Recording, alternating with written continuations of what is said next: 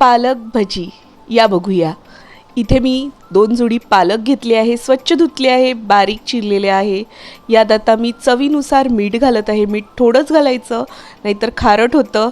त्याचबरोबर ओवा घालायचा आहे कुस्करून। आता हे सगळं एकजीव करायचं आहे। इथे मी 2 वाटी बेसन, 3 चमचे तांदळाचं पीठ आणि हे काही मसाले, जिरेपूड, धणेपूड, लाल तिखट आणि हळद। आता हे सगळं एकजीव करायचं आहे।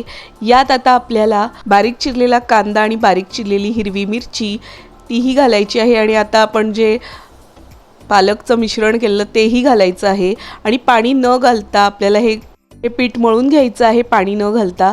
आता तेल गरम झालेलं आहे। एक एक भजी आपल्याला सोडायची आहे। दोन्ही बाजूने खरपूस अशी भाजून घ्यायची आहे आणि तयार आहे आपली पालकची भजी। व्हिडिओ आवडला असेल तर सबस्क्राईब करा।